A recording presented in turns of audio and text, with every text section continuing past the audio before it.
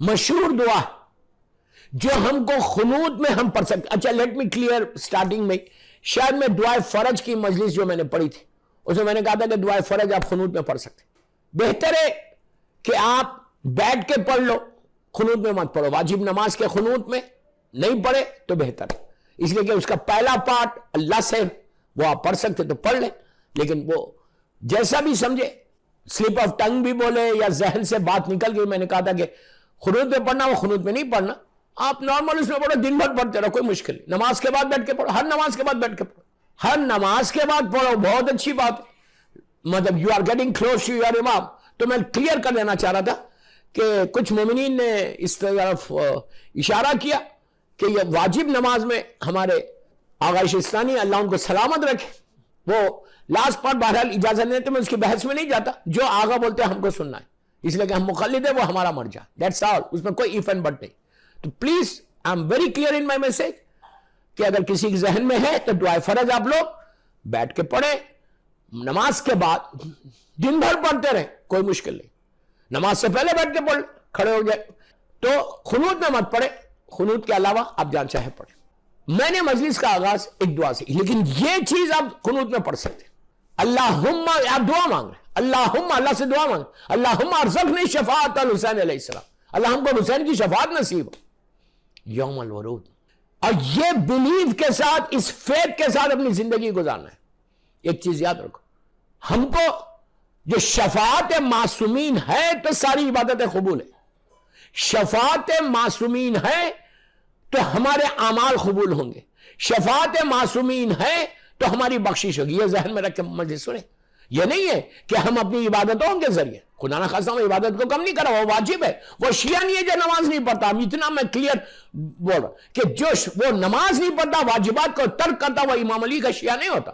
امام علی کا شیعہ واجبات کو پہ عمل کرتا ہے. تو شفاعت الحسین لازم ہے, لازم ہے 14 معصومین کی شفاعت. اس لیے کہ اصول کافی میں محمد ابن یعقوب ابن اسحاق کلینی کی مشہور کتاب, ہماری حدیث کی پہلی کتاب, اس میں چھٹے امام کا ارشاد ہے کہ ہم اپنے شیعوں کی شفاعت کرائیں گے, ہم اپنے چاہنے والوں کی شفاعت کریں.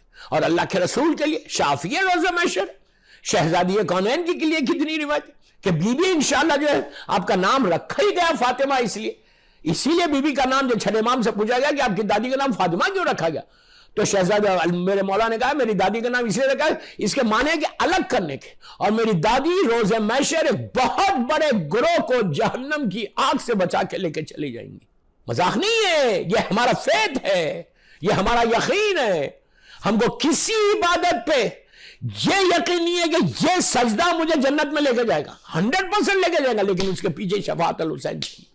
ہم عقیدے کے قائل ہیں, ہم وسیلے کے قائل ہیں, ہم ڈائریکٹ کے قائل نہیں کہ یہ کرو گے تو تم ڈائریکٹ جنت میں جاؤ گے, یہ کرو گے تو تم کو مل جائے گا. نو, اس لیے کہ میری ہر عبادت میں ملاوٹ ہے. ابھی شیطان ریٹائرڈ نہیں ہوا, یہ یاد رکھو. شیطان ابھی ریٹائرمنٹ اس نے اناؤنس نہیں کیا. تمہاری ہر عبادت میں آگے وہ خلل ڈالے گا, تمہاری ہر نیکی میں آگے وہ خلل ڈالے گا. وہ اپنی ڈیوٹی پورا کرے گا. اس کا جملہ ہے سورہ بقرہ میں کہ میں صراط مستقیم پہ بیٹھ جاؤں گا اور میں گمراہ کروں گا. اس وقت پروردگار نے کہا میرا ہوگا. اللہ اکبر, کیا بھروسہ ہے اللہ کو ہمارے اوپر, جو میرا ہوگا وہ تیری باتوں میں نہیں آئے گا. تو ہمارے ہر عمل کو خراب کرنے والا شیطان ہے, لیکن تم کو یہ یقین ہونی چاہیے. پلیز ایک چیز غور سے سنو, واجبات کو ادا کرنا لازم ہے. یہ نہیں کہ واجبات کو چھوڑ دو میرا مولا حسین مجھے بچا لے گا. مولا حسین 100%, 200% بچائیں گے, لیکن ہر سجدہ حسین کی کامیابی کا اعلان ہے. ہر سجدہ حسین کی وکٹری کا اعلان ہے. یزید کی شکست کا اعلان ہے, حسین کی کامیابی کا اعلان ہر سجدہ. یہ عابد بلرامی کے جملے نہیں ہے, یہ چوتھے امام کے جملے. جب اس شخص نے پوچھا تھا کہ حسین جیتے یا ہارے, تو مولا سجاد نے کہا تھا نماز پڑھ کے آ. جب وہ نماز پڑھ کے آیا اور آ کے کہا مولا مجھے جواب دو, امام نے کہا جواب تو تجھے مل گیا. اس نے کہا میرا سوال یہ ہے مولا کہ کیا آپ کے بابا جنگ جیتے کربلا میں؟ ظاہری طور پہ تو شہید ہو گئے, ظالم یزید زندہ رہ گیا, جیتے یا ہارے؟ تو اس وقت میرے مولا نے کہا یاد رکھ دنیا میں جب تک سجدے باقی ہے میرے بابا کی جیت کا اعلان. This is very clear message to my youth کہ بیٹا کبھی نماز کو خزا نہیں کرنا, کبھی نماز کو نہیں چھوڑنا. نماز پلر آف اسلام ہے, تمہارے ایمان کے, تمہارے فیت کو, تمہارے یقین کو. نماز بتاؤں کیا ہے؟ عبد و معبود کا رشتہ ہے, بندگی کی معراج نماز ہے. تم سجدے میں جاتے, تم اللہ سے اتنے قریب ہو جاتے. If you really want to get close to your Allah, اس کی بارگاہ میں ہمیشہ سر جھکاؤ, ہمیشہ سجدے کرو, ہمیشہ نماز کرو. تو یہ ساری عبادت ایک طرف, ہمارا یقین یہ ہونا چاہیے, ہمارا فیت یہ ہونا چاہیے کہ ہم کو ہماری شفاعت سے معصوم کرائے گا. میرے اعمال ایسے نہیں ہیں کہ میں اعمال کے ذریعے اللہ کی بارگاہ میں جاؤں. اعمال کر کے ہمارے بروکن اعمال ہے, ٹوٹے پوٹے اعمال ہے, ہمارے ساری اعمال بروکن ہیں, لیکن اس کو ایک خوبصورت گلدستہ بنا کر میرے مولا کی شفاعت ہوگی.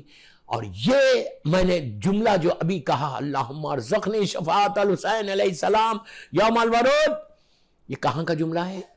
سب کو یاد ہوگا. ماشاءاللہ ماشاءاللہ, میں پوری دنیا میں بولتا ہوں زیارت عاشورہ, اور الحمدللہ اس وقت 90% لوگ یہ زیارت پڑھتے ہیں. اگر کوئی نہیں پڑھتا ہے تو ان سے میری خواہش ہے, ریکویسٹ ہے کہ زیارت عاشورہ کے پابند ہو جاؤ, زیارت عاشورہ کے پابند ہو جاؤ. اور ایک بات روک کے بولتا, زیارت عاشورہ جب بھی تم اپنے گھروں میں پڑھنا, بآواز بلند پڑھو, آہستہ مت پڑھو. بآواز بلند پڑھنے سے ایک الگ برکت, ایک الگ رحمت آتی ہے تمہارے گھر, اور اس سے یقین پیدا ہوتا ہے. زیارت عاشورہ پڑھنے سے تین چیزیں ہیں جس سے یقین پیدا ہوتا, تین چیزیں ہیں جس سے یقین آتا. صلاۃ اللیل, نماز شب. نماز شب پڑھنے سے تمہارا یقین ڈیولپ ہوگا.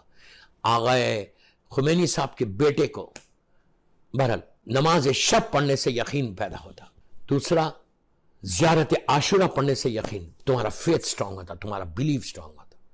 اور زیارت جامعہ پڑھنے سے, صغیر پڑھو یا کبیر پڑھو, یہ آدھے گھنٹے کا پیکیج ہے جس سے تمہارا یقین آسمانوں میں چلا جائے گا.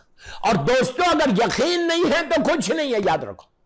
مثال کے طور پہ تم رات بھر عبادت کر رہے, شارجہ میں اللہ کی عبادت کر رہے, رات بھر نمازیں پڑھ رہے, دعائیں مانگ رہے, تسبیح پڑھ رہے, اور تم کو یقین ہی نہیں ہے کہ میرا ہوگا نہیں ہوگا, میرا یہ کام بنے گا نہیں بنے گا.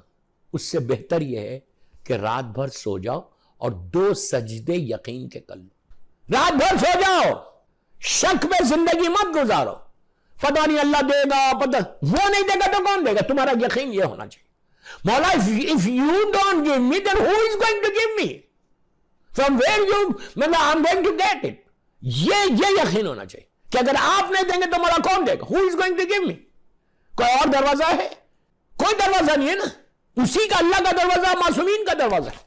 اللہ کا دروازہ اور معصومین کا دروازہ ہے کہ بھائی امام علی سے کا واسطہ لے کے مانگو, ایک روٹی کے بدلے میں, آپ یقین یہ تھا اس کا, ایک روٹی کے بدلے میں جو اونٹوں کی قطار دے دے, اس کا نام علی ہے, وہ امام دینے والا. یقین کے ساتھ مانگو. اگر تم یقین کے ساتھ مانگو گے, جب بھی تم امام بارگاہ میں آنا, جب مثال کے طور پر امام بارگاہ علی رضا میں بیٹھے ہوئے, تو بیٹھ کے یہ یقین کے ساتھ بولو, مولا اگر میں آپ کے دروازے پہ آیا ہوں, آپ مجھے عطا کرو, آپ مجھے عطا کرو.